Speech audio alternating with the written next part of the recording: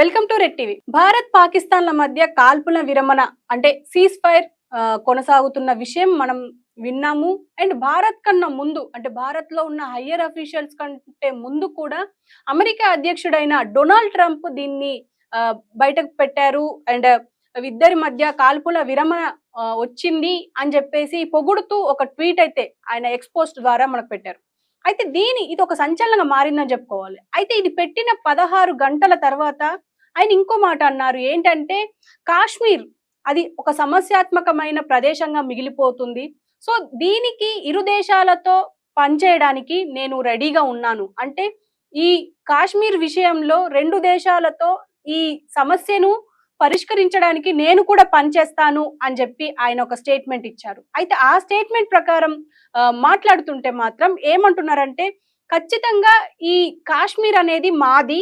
So మాకు సంబంధించినంత వరకు మూడో వ్యక్తి అంటే థర్డ్ పర్సన్ ఇన్వాల్వ్ అవ్వడానికి మాకు ఇష్టం లేదు అన్నట్టుగా ప్రజల నుంచి కావచ్చు, అటు ఈవెన్ మోడీ కూడా ఒక సందర్భంలో అన్నారు.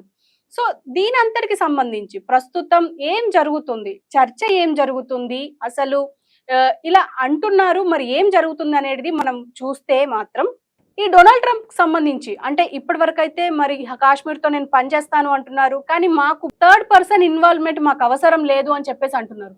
సో దీని అంతకు సంబంధించి మనం స్టోరీలోకి వెళ్లే ప్రయత్నం అయితే చేద్దాం. భారత్ పాకిస్తాన్ బలమైన అచంచలమైన నాయకత్వం పటిమకు నేను గర్విస్తున్నాను. ఎంతో మంది మరణానికి విధ్వంసానికి దారితీసే ప్రస్తుత దూకుడును ఆపాల్సిన సమయం ఆసన్నమైందని వారు గ్రహించినందుకు వారి బలం, వివేకం, దృఢత్వానికి నా అభినందనలు.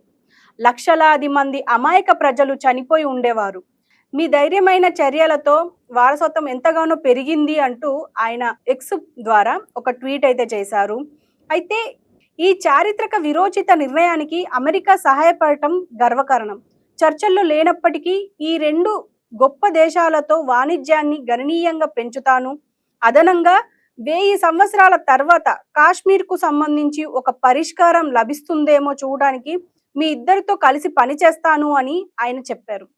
నిన్న మధ్యాహ్నం భారత్, పాకిస్తాన్లు తక్షణమే పూర్తి స్థాయి కాల్పుల విరమణకు అంగీకరించాయని ట్రంప్ ప్రకటించారు. ఇరు దేశాల మధ్య కొన్ని గంటల క్రితమే తీవ్ర స్థాయిలో కాల్పులు జరిగిన నేపథ్యంలో ఈ ప్రకటన ఆశ్చర్యం కలిగించింది. అమెరికా మధ్యవర్తిత్వంతో సుదీర్ఘ చర్చల అనంతరం ఈ నిర్ణయం తీసుకున్నట్లు ఆయన తెలిపారు. ఇరు దేశాల ఇంగిత జ్ఞానం, గొప్ప తెలివితేటలు ప్రదర్శించాయని ట్రంప్ అభినందించారు.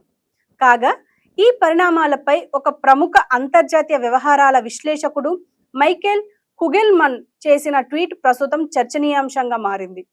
ట్రంప్ భారత్, పాకిస్తాన్ల గురించి మళ్ళీ పోస్టు చేశారు. ఈసారి కాశ్మీర్ పై పరిష్కారం కోసం వారితో కలిసి పనిచేస్తానని ఆయన అంటున్నారు. వావ్, ఇది ఆయన మొదటి టర్మ్ లో ఇరుపక్షాలు కోరుకుంటే కాశ్మీర్ పై మధ్యవర్తిత్వం చేస్తానన్న ఆయన మునుపటి ఆఫర్ల కంటే మరింత ముందుకు వెళ్తుంది అని ఈ కుగెల్మన్ అనే ట్విట్టర్ పోస్టు ఒకటి మనకు తెలుపుతుంది.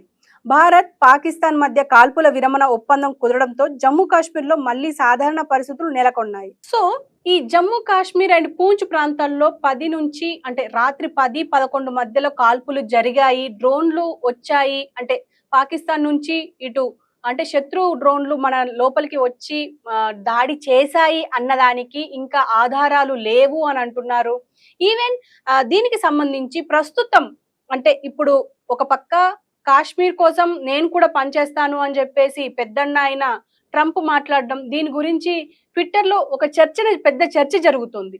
ఈ సమయంలో ఇటు ఒక పక్క కాల్పులు జరుపుతూనే ఉన్నారు అన్నదానికి అసలు ఆధారాలు లేవు. కానీ ఒకవేళ శత్రువులు గాని దేశంలోకి వచ్చి ప్రజల మీద గాని సివిల్ ఇటుపక్క సైనికుల మీద గాని దాడి చేయడానికి ప్రయత్నిస్తే మేము నిరంతరం నిఘా వేసే ఉంచాము.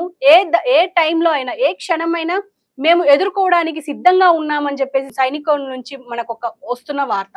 సో చూద్దాం మరి ఏం జరుగుతుంది అనేది. మరి ట్రంప్ నిజంగానే ఈ కాశ్మీర్ వివాదంలో ఒక కొలిక్కి తీసుకొస్తారా, మరి ఎలాగో ఇది ఒక డిస్ప్యూట్ ల్యాండ్, ఆ ల్యాండ్ ని మరి భారత్ కి చెందేటట్టు చేస్తారా, లేకపోతే పాకిస్తాన్ కి చెందేటట్టు చేస్తారా?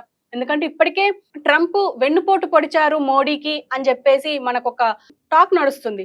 ఈ టైంలో కాశ్మీర్ వివాదంలో కూడా నేను ఉండి మీకు సహాయం చేస్తాను, మీతో పాటు దాన్ని పరిష్కరించడానికి ప్రయత్నిస్తాను అనడంతో అందరూ ఆశ్చర్యపడుతున్నారు.